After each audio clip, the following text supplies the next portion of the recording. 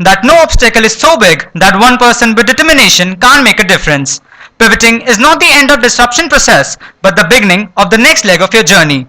With this inspirational thought, I, Harsh Soni of BBA second semester, And I, Ananya Thakur, student of MBA second semester, feel great pleasure in welcoming you all to the guest lecture on Disruptive Technologies in Public Policy on behalf of Rukmani Devi Institute of Advanced Studies.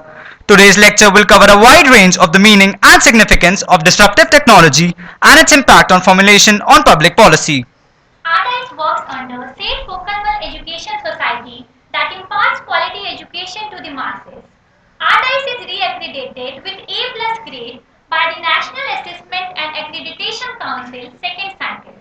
The State Fee Regulatory Committee has also adjured ADICE as a Category A plus institute.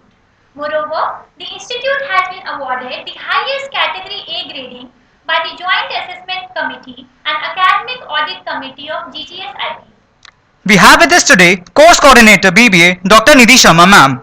Dr. Nidhi Sharma ma'am has over 10 years of teaching experience and has been working closely with the students as the course coordinator. We welcome you ma'am. We also have with us Course Coordinator MBA Dr. Amandeep Kaur ma'am. We welcome you madam.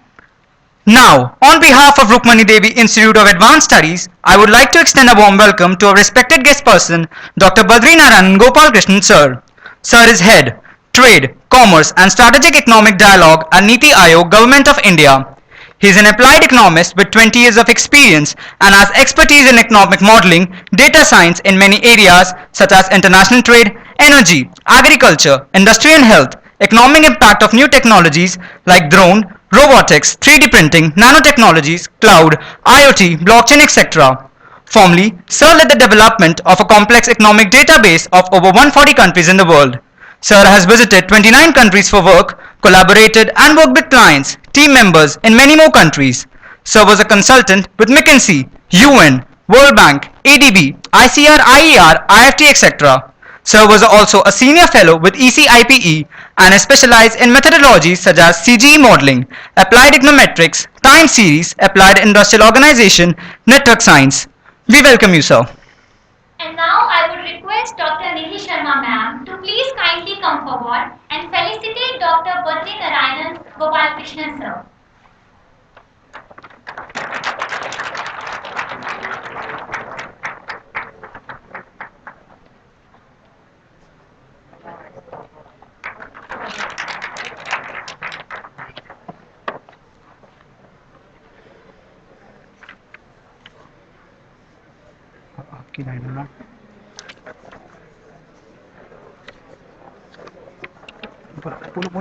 We are pleased to have you here today with us, sir, and I'll request you, sir, to please share your thoughts with us.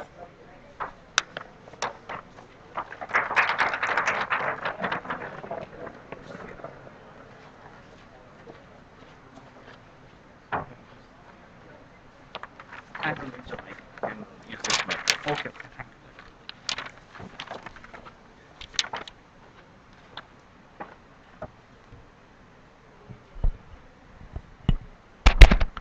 Good morning. Good morning, everyone. So I'm very delighted to be here. So I should thank Dr. Upasana Diwan and Dr. Nidhi and others here in the faculty and the leadership of this great organization, and also all the students here for giving me this opportunity to address you. So I'm sure all of you would have heard this term disruptive technologies, right? So how many of you have not heard the term disruptive technologies? So everyone has heard. Some of you have not. Okay.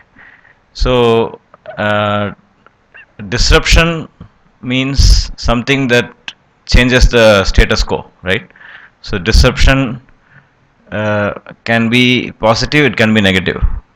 For example, COVID was very disruptive, and we all know it was mostly in a very negative way. We had a lot of difficulties, but there has been certain other technological change which in many ways has been positively disruptive, right? So that is what we think of in terms of disruptive technology. So something that completely changes the way we are doing things. So, in the real sense, disruptive technology would be something like steam engine, because before steam engine, all the transportation was using horse carts, bullock carts, and so on. Once the steam engine was invented, the whole concept of transportation changed, and that changed everything actually. After that, many things changed after that. Similarly, you can think of the invention of um, computers, computers and calculators. That started the whole digital age, where we, when I was like you, when I was a student, computers were relatively new. In the, I mean, computers are very common in the enterprises, in the businesses, big companies, governments, particularly in the West and so on. But for common people, computers are very rare. So at that point of time, people used to talk about computer science, computer applications for businesses and so on. But we could not understand what that is. Why should we learn that and so on. But today, everyone has a computer. Everyone knows, if not computer, at least a smartphone, some kind of tablet or something, and everyone knows some kind of programming, some kind of software exposure. So this is again a very disruptive change. Computers, internet, all these things have been very disruptive. And now we are talking about next level of disruptive changes, which are like upcoming technologies, like technologies like artificial intelligence, machine learning, Internet of Things, blockchain, and all these different technologies. Why do we think of them as disruptive? Because they are also going to change further the way we are doing things. Let's take, for example, artificial intelligence and machine learning. The impact of them are already seen in our daily life. For example, if you are using Gmail, uh, not just now, but maybe even 3 4 years ago, when you start composing something, the Gmail will suggest you what should be the next text. And one common thing was, when you forget to attach, you say, please find attach my CV, and the attachment is missing, you forgot to send. Then Gmail will alert you that it seems like you have forgotten something, and then you use it. So all these things, and similarly, if you go to Amazon or Flipkart, you buy something, then it suggests that since you bought this, you may also be interested in buying this. So I can give many such examples. Similarly, in Facebook or even in LinkedIn, they give suggestions on whom to connect. This is somebody you might know, you can connect. So all these things are based on the advances in artificial intelligence and machine learning. Initially, when all these things happen, when these things were happening, people are very skeptical. People are thinking that what is the use of all these things? Who is going to make use of them? Why is it so fascinating? Today we see how fascinating it is. Today, a lot of things that we thought cannot be automated has been automated. Many of them have been automated. So that is one thing. Secondly, there is also if you take a technology like 3D printing. How many of you have heard of 3D printing? Many of you. So 3D printing is 3D printing. Just like you print, you have a file, Word file, and then you do Control P, or you print, and then it gets printed on a sheet of paper. The same way, you can print something like a mask. You can print a mask on 3D printer. You can print something like this, some kind of decorative piece, or you can print even a nut or bolt. This is already available. This technology is already available, even in India, many countries. So now, what will happen now if this technology improves further? If you want to buy a phone, assuming that this technology becomes a big thing, if you want to buy a phone, um, iPhone, Apple is not going to sell you a phone, but Apple will sell you some kind of software file. You load that file, you download that file, and then load it into your 3D printer, and then the 3D printer will print a phone for you. That is the future. I'm not saying it's going to happen today. It may happen in 20 years, 30 years, but it's likely to happen. There has been pilots. People have done. There was an effort to even print the building blocks of a house, and then you can build a house based on that, and print the components of a car, and you can build a car from that. So all these things are being done. So now this is very revolutionary, because if you can print anything, why do you need factories? You can print whatever you need at your home. Like the way we have plants, we can grow vegetables at home. You have a 3D printer, you can print a lot of things there. Because so far you can only print plastic products, but slowly they are talking about wood products, steel products, and so on. So then many things can be done. So this is another example. Then you think about, how many of you have heard about blockchain? Some of you. So blockchain is another revolutionary technology. You can say disruptive, because it's about capturing a chain of transactions. So you start from one place, and let's say that many of you would know the concept of ledger, right? In a ledger, you record all the transactions. The same thing is done in an automatic way in a system. The biggest advantage of blockchain is that nobody can change anything that is entered there. Once something is entered there, once there is a consensus of a transaction is entered, nobody can change it. So transparency and corruption, reduction of corruption. So these are all the benefits of blockchain. So I can keep explaining about many such technologies. Internet of Things is another, where you can have your devices speak to each other. You can actually, even now in the West, in the US and other countries, there is a system through which even when you are on a flight, from the flight you can close your door.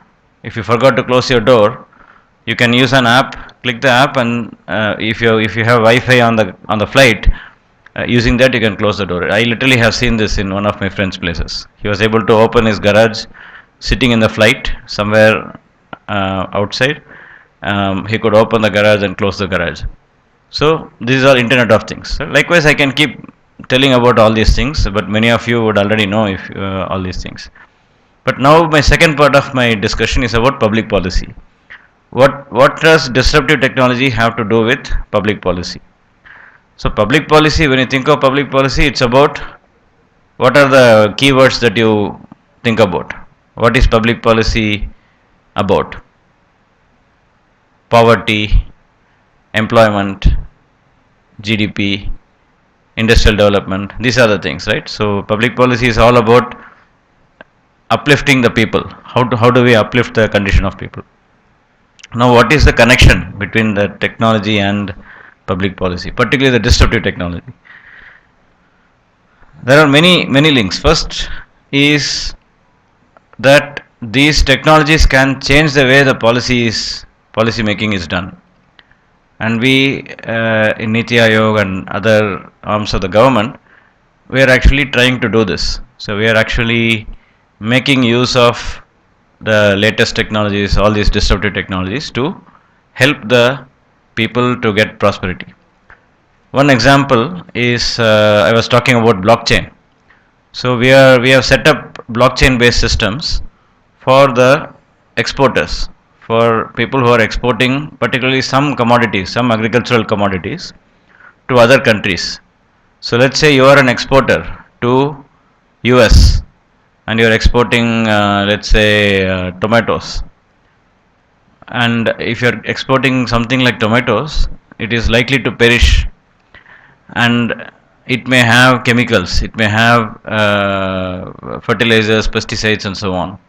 So, how do you ensure that your customer knows that it is safe to consume and it doesn't have all these pesticides and so on? Or you can say that it is made in India. It's not imported from some other country and then sent. So all these things have been captured in the blockchain, and it's transparent. That's why I told you it's non-corruptible. You cannot corrupt it. You cannot mutate it. It's immutable. So that kind of system has been helping the exporters to reach the destination countries without any problem. So that is one example. Similarly, you all know about the way what we call as Jam Trinity, like Jandhan, Aadhaar, and mobile. The combination of these three, how is it helping people? So recently, when we looked at the data, we see that the deposits in Jandhan accounts have increased a lot in the recent years, despite the COVID. Why? How was that possible? Because of this mobilization of Jandhan account, this digitalization, transactions happening through. Like I'll give you an example. When I last year when I took an auto rickshaw, and I wanted to pay the auto rickshaw guy in cash, he said, "Please don't pay me cash. Pay me in UPI, so that my family living in Uttar Pradesh will have some money to celebrate Diwali." So I was very moved to hear that. So that's how technology is actually helping people. In the traditional sense, what would have happened? He would have taken the cash, and he would have accumulated cash with him for some time. Then he might have gone to post office and sent a money order, which would have taken a few days to reach them. So now it is instantaneous. Tomorrow is Diwali. Today I am meeting him. He told me send this. It will help my family, and it helped. So that's the power of how technology and policy has led to this kind of revolutionary changes, and these are seen in the ground at the grassroots level. So these are based on consistent efforts by several governments over time, and that has led to this. So now another thing, and similarly that spike that we see in Jandan account deposits, if you look at the data on how much money is in Jandan accounts, it is increasing. So the people, despite the COVID related loss in livelihoods and so on, they are now reluctant to spend because many of them have lost their livelihoods and so on, but they still have money, and that money now they are putting it them in banks, so their deposits are increasing. So that is a sense of security for people, and now after COVID things are better now, and livelihoods are improving. Again, for this also a lot of public distribution also has been benefited from a lot of internal digital optimization arrangements. So how to send how much to which place, those kind of things. And then so these are all how the new technologies can help public policy. The second aspect of what I wanted to discuss with you has to do with the dangers of technologies, dangers of disruptive technologies, which the policymakers should think about. You all may have heard of this word called privacy encroachment, data privacy. That's a big issue. So with all the disruptive technologies, new technologies, digital stuff and so on, there is also a danger of lack of privacy, security related issues, cyber security issues and so on. So there we have to have strong checks and balances, procedures to make sure that such incidences don't happen in a big way. So we have to be very cognizant of that. So, and the government's regulatory frameworks, policies, systems, they have been consistently working towards that goal. We want to make sure there is data privacy, there is cyber security, and so on. And second issue is the livelihoods or employment issue. So if you have, I gave you the example of 3D printing. Has anyone, based on the explanation that I gave you, is anyone able to think of the danger or the problem that can happen because of such level of automation? Any answers? Like what is the, yeah? It happened recently that some of the terrorists just printed some guns with a 3D printer that the sensors cannot detect. So that's a major thing. Like that gun can also shoot actually. So yeah. Right. No, that's a great point. Like this when we allow these technologies, when these technologies are going unregulated, then on one hand we see that this can lead to easy production, which is good for the economy because we can produce a lot, export a lot, and so on. But on the other hand, like what you said, this gun production and so on can happen, and that's very scary, and that cannot be detected by the traditional security arrangements. So we have to have policies to take care of that. So that is the implication for policy. How do you ensure, make sure that security arrangements, when you make production so easy? But another problem, somebody else also raised their hands. Is there any other issue with extensive automation? Yeah. Lack of employment. Yes. Lack of employment opportunities. So this is a very important problem many governments across the world are grappling with, because again you go back to the steam engine example I gave you. When steam engine happened, many of the horse cart riders, bullock cart riders, those kind of the traditional vehicles, they got endangered, and they started even protesting, saying that there should be no trains, no engines, and so on. Because that was, they all lost their occupations. But the proponents of such technology like steam engines and so on, they said, no, this is going to increase the economic activity. Once there are many more activities happening, once you have steam engine, then a lot of things can happen. You can move one thing from one place to another very quickly. Then that means you can have a lot of new businesses that can be established for trading something that is built from somebody somewhere else, and so on. Similarly, when computers came, and they were proved right over time, employment has only been increasing because steam engines did not disrupt employment. It actually promoted it. Later on, computers came, and that was more like 1 or 2 generations ago. Then many people who were senior, they lived all their lives without computers. When they are about to retire or a few years before retirement, when they say that you have to move to computers, they were very reluctant. They were saying that, oh, why should I learn it now? And a lot of people also were feeling like my job will be gone. So where will I go? Now the computer will take my job. So these kind of fears were there.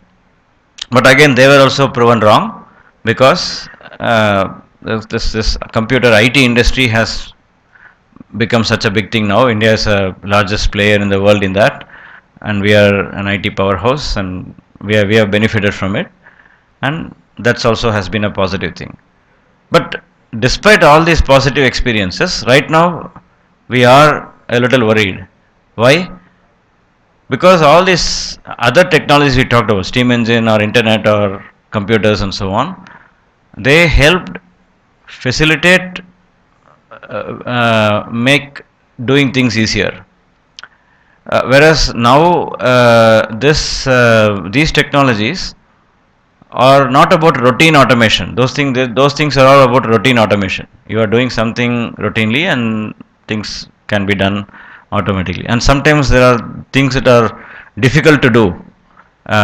Like for example, if you take cranes, whatever the cranes are doing today, those days people are doing, and their lives were endangered. They could have fallen down, got hurt, and so on. Now with cranes, you are doing those things in a safe way. So that is a good thing. But now what is happening is a lot of intelligent work that it requires intelligence, work that requires a lot of skill, that is also getting automated. Like this 3D printing is an example, artificial intelligence, machine learning is an example. With all this, you are getting into those kind of issues. How will you prevent that? So on this, public policy has to be very careful, because we want all these technologies to happen. We don't want to stop them.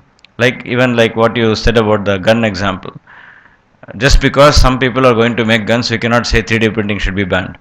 Similarly, just because employment is going to be an issue, we should not say that all these technologies are wrong. We have to have these technologies, but at the same time, we have to have some plans for security in that examples context, that guns context, and we have to have some kind of employment provisions for the people who are losing employment. So this is not a specific thing for technology. In any policy, whenever you change a policy, it is very likely that some people are going to lose jobs, some people are going to get jobs. Now the success of the policy stays or remains in how much the people who are losing are taken care of. Because the people are going to gain, they are going to gain automatically. You don't have to do anything specific for that. If you promote, if robotics, AI, ML, these things are promoted, then obviously people who know that, the skilled people, they are going to benefit automatically. You don't, government doesn't have to do anything specifically for promoting them, other than ensuring that the education systems are up to date, which like great institutions like yours are already doing the job for that. But now what can the government do for the people who are losing? One thing could be that they can be trained. They can be trained to reach to certain level, so that they can be relevant in the new job market. That is one possibility. But this is not possible with everyone. Like some of the people would still be not ready for the new kind of jobs. So that's why the government is also thinking of, has been doing things like income security, food security, and so on, so that the basics are taken care of. People who are not gaining anything, and we are not able to transform them into the new labor force, then there has to be some other kinds of security arrangements, income security, food security arrangements, and that also the government has to think about. Public policy has to be cognizant of. And this is a global thing. It's not only pertaining to India, but globally. Globally, this is a thing. In fact, in our country, we have pretty good systems. We have this Employment Guarantee Act. We have this Food Security Act. So we have a lot of welfare of people taken care of. So that is the employment issue can be by and large taken care of. But still the efforts have to be there to promote skill development and improve the quality of education, so that the labor force is ready for the changes we are talking about. So these are all some aspects that lie in the intersection of disruptive technologies and public policy. So public policy can be a beneficiary of technology, disruptive technology, and public policy can also be challenged by some of these disruptive technologies. So in both cases, we have to make the best out of the disruptive technology. In the first case, obviously, we can use the technologies to improve the public policy outreach to people. And in the second case, where it is a challenge, we have to come up with all the public policy nuances, checks and balances, in order to make sure that we are taking care of the people who are losing, security challenges are taken care of, the digital gap, all this digital technologies we are talking about, internet based things, Jam Trinity and all these things, they can only benefit if there is enough access to digital services, internet and other services for all people.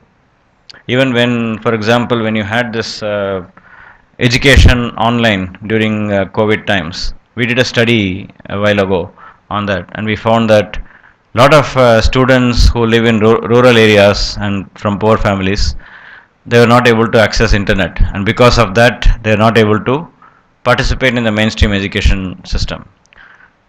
So that is another challenge the government has to address, and we have had again better success than ever before, and also compared to many other countries, our reach of internet and smartphone and data network and all these digital services to the remotest areas has been phenomenally good. So in that sense, we have been broadly successful, but there is always a lack of room for improvement. So, so that is another thing. Digital gap should be taken into consideration. Privacy issues should be taken into consideration. Data security, privacy, and the general security aspects, and the employment aspects. These are the things that we should consider in public policy while fostering disruptive technologies.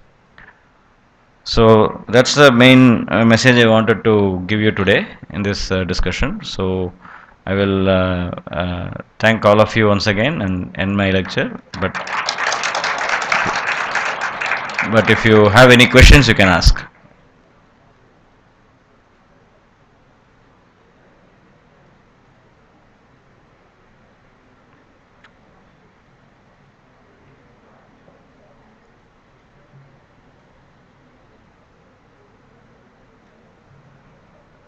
What is the impact of disruptive technology in the coming era? In the Coming era. coming era. Okay. The when you say the impact in terms of what can be done in the coming era than compared to what has been done today, then the answer is very it can be very long. There are many things that cannot be done today can be done tomorrow. You can, for example, I gave you the example of 3D printing, where you can even build houses, you can build cars. All these things are coming in the future. In terms of one thing that even happened in the near recent past is some of the software jobs, like software, as you know, can be very skill intensive and very involved, intelligence oriented job. But a lot of software jobs are getting automated. Programs can be written automatically. So there are programs to write programs automatically, right? So AI based software delivery. So these are all coming up. From the government point of view, public policy point of view, uh, there is a possibility that the delivery of public services can be much better. And you have seen this in the past also, like the way, for example, lot of government things you can do online now. You can pay your electricity bill or your telephone bill, everything you can do at your home. Previously you had to stand in a line in the heat and do these things. So that's another example. There are some discussions in some countries about even elections happening digitally. You can have elections happening online. Of course, that can be very difficult to happen in reality, but at some point that can happen. You can vote from home, just like work from home. So, and the schools, the universities can also become more digital. And currently, since we had done this COVID response in terms of digital learning, we were in a hurry. We were the technologies that were developed are very kind of quick and dirty kind of technologies, so they are not that engaging.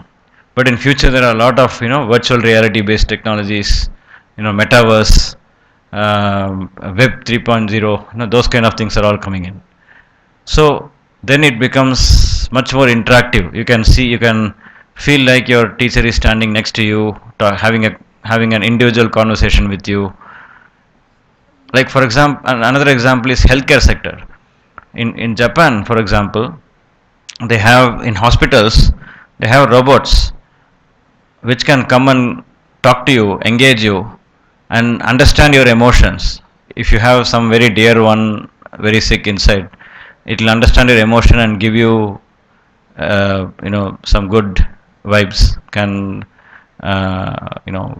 console you and hug you and and those kind of things. So emotional, even emotional AI for emotional support is also coming up. Even a lot of healthcare services can be provided that way. You can sit in your home, in your app can help you a lot in terms of mental health and even other kinds of health. Some basic diagnostic stuff can be done remotely. So many such things can happen. The list can be endless. But broadly, the way our lives are conducted can change a lot. But I think even now during COVID, a lot of us were looking forward to come to school, for example, come to college, because we wanted that physical interaction. So the physical interaction is not going to be totally ignored or totally given up, but at least we have an alternative. So if physical interaction is not possible, we can always do this kind of VR, virtual reality, metaverse kind of interactions.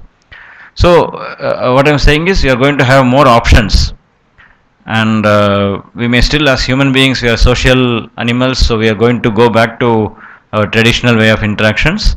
But it's a very empowering thing that we'll have many different ways of interactions, deliveries, and so on. So that's my brief perspective on that. So any other questions? How disruptive technology is helping women today? Nice question. So generally these disruptive technologies are, they don't, by nature, they are not targeted towards any part of the population. But you asked a very nice question, because I can rephrase your question as, what could be the benefits or side effects, right, of disruptive technologies on women. So one big thing which I have seen closely in some of my friends and colleagues is that women by nature, by societal norms and standards, they have always been multitaskers, because they have to, in most cases, particularly in India and also many other countries, women have to take care of the family primarily, and also focus on their professions. While that is changing now, there is gender equality, men are also stepping in and helping, but by and large the societal norms are still the same.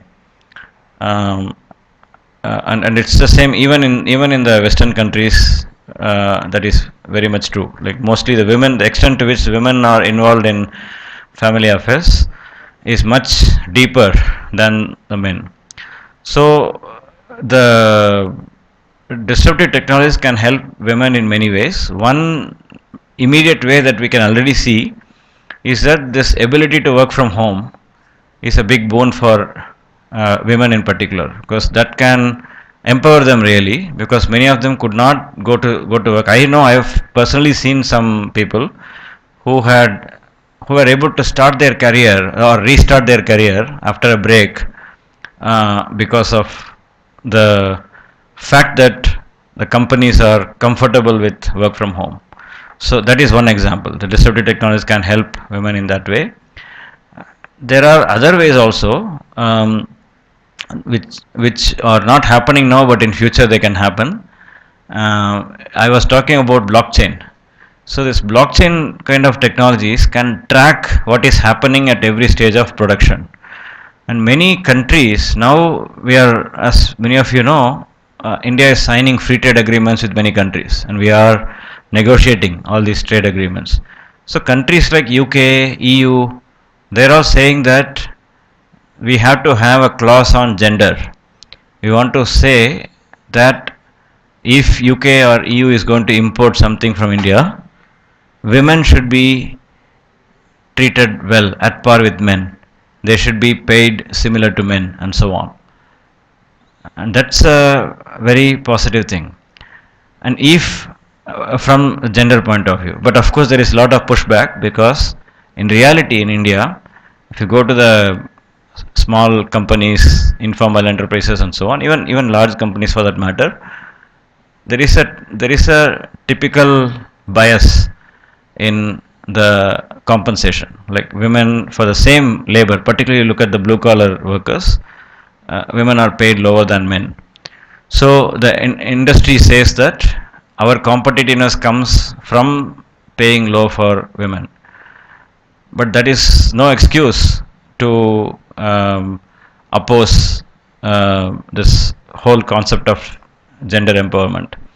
So, we have been in these negotiations, and there may be some changes coming in the future, but these are already happening in a B2B sense. The businesses, the importers are saying that you have to have certain standards for women, otherwise, I won't buy your products. So all these things are happening. So now if you have blockchain as a technology, it can actually track.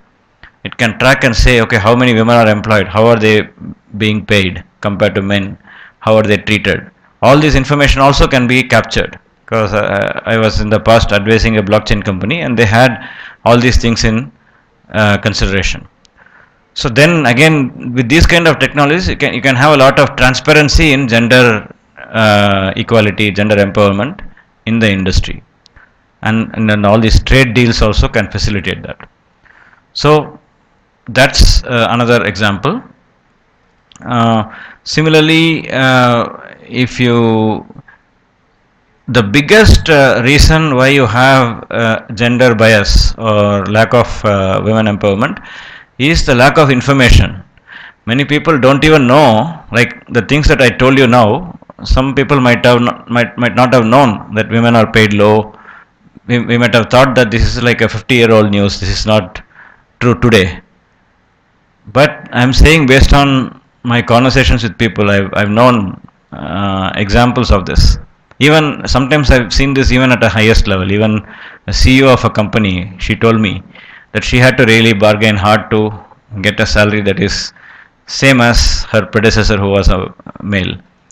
So there are a lot of examples. So now, if we to solve a problem, you have to identify the problem, and for identification, you need data, and a lot of these technologies are going to generate a lot of data, and one can use AI, ML, and so on to understand these patterns. There are a lot of algorithms that can identify bias. What is the bias in the job market, bias in various things, and so on. So that is another way in which you can identify the problem. You can even do within the company. Within a company, you can have this kind of gender related indices, some kind of measurement to see how different divisions are treating women and so on. All these things are happening organically. These things don't necessarily start from policy. These start at ground level from companies, because of various things like corporate social responsibility, branding, export orientation. I told you already, the developed countries are looking for all these things. So if you want to export to them, if you show that you're following all these best practices, they're going to be happy. You're going to have good market. These make business sense. So we are far beyond the times when these are nice to do things. These are things that are nice to do. We are doing because we are a great organization, so we are doing this. That was the narrative before, but now the narrative is not that. It's about business. If you want to be in business, you have to do these things. So that way, more measurement can happen, quantification, identification can happen, and the problems can be solved. So these are all some examples, but this is a very nice topic to explore in depth. Maybe some research can be done in this topic from here. So, so any other question? Yeah.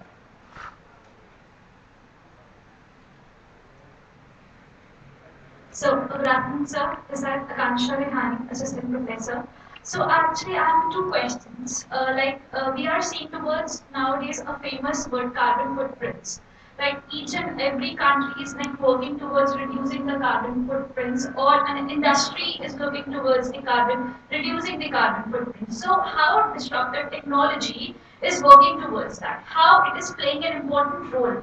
As a country like India, it will help in reducing the carbon footprints And the second question, like if we are saying nowadays we are promoting small scale business, entrepreneurship is being there.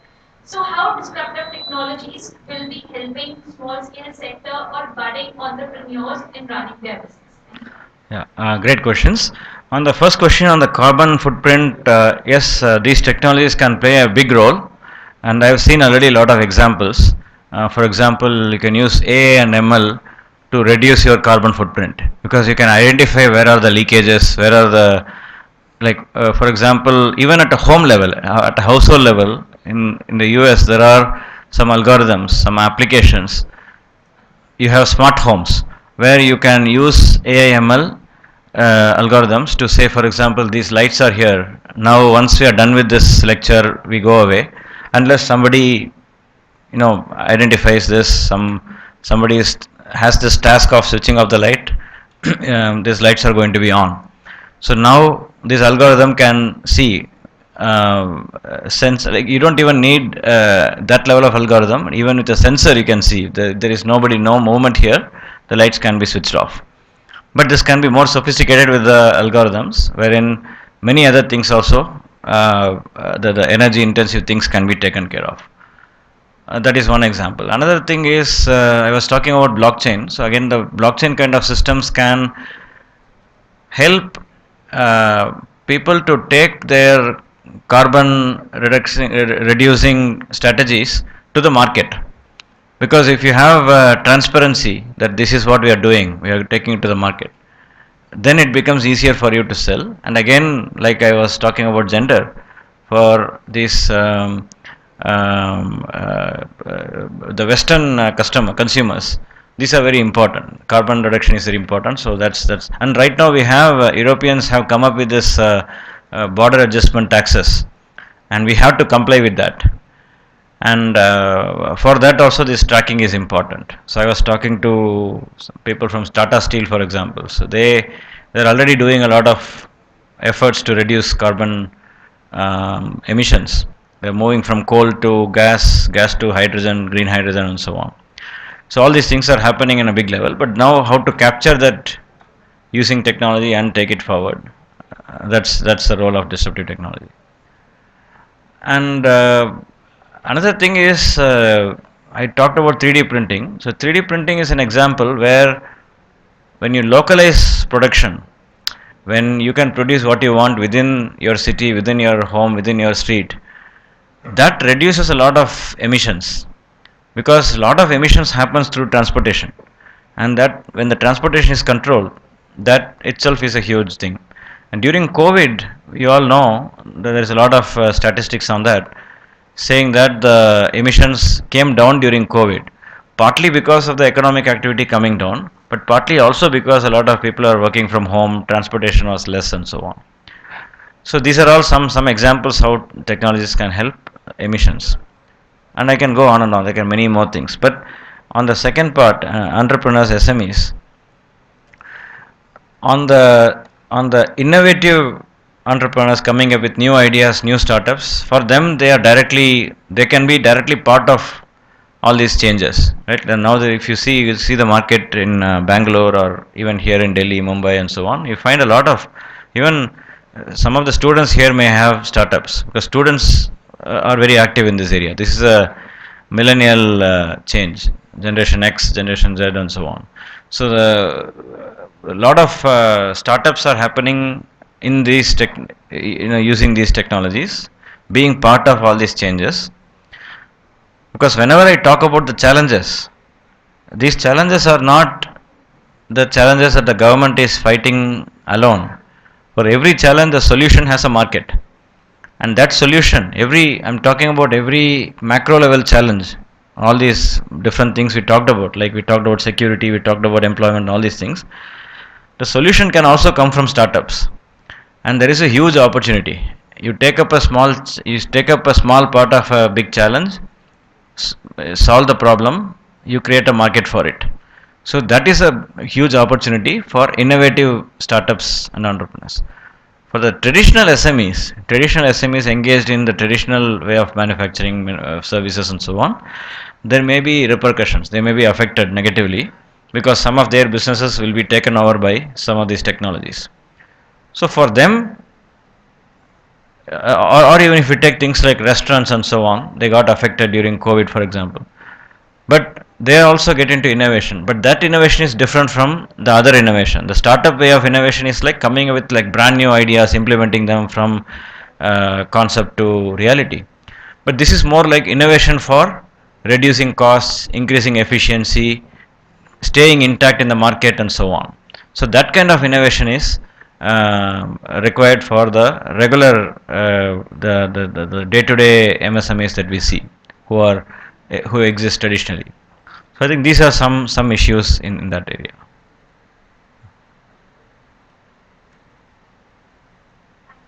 Thank you.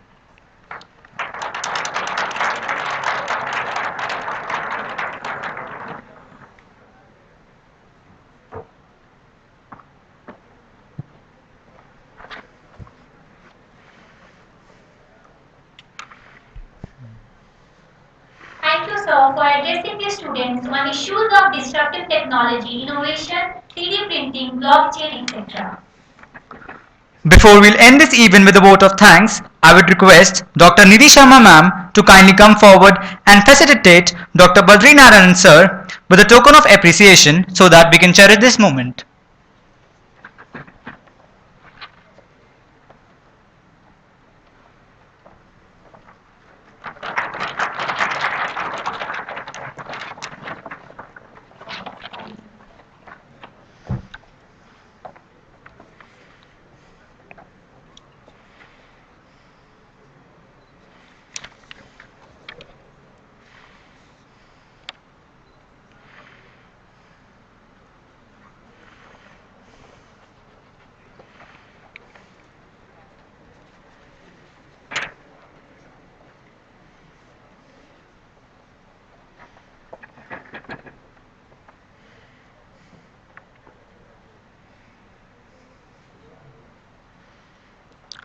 Thank you everyone. Now we'll end this event with a vote of thanks. What a great learning experience this lecture has been. I would like to thank Dr. Badri Narayan Gopal Krishnan sir for addressing the students today and gracing this lecture. We look forward to more such events in future. I would like to thank Director RDICE, Management RDICE, Associated Faculty and Student Coordinators for making this lecture possible. We also thank our participants for being a wonderful audience throughout. Also, I'll request every student to please fill the feedback form on the portal. We are closing this event now. Thank you everyone.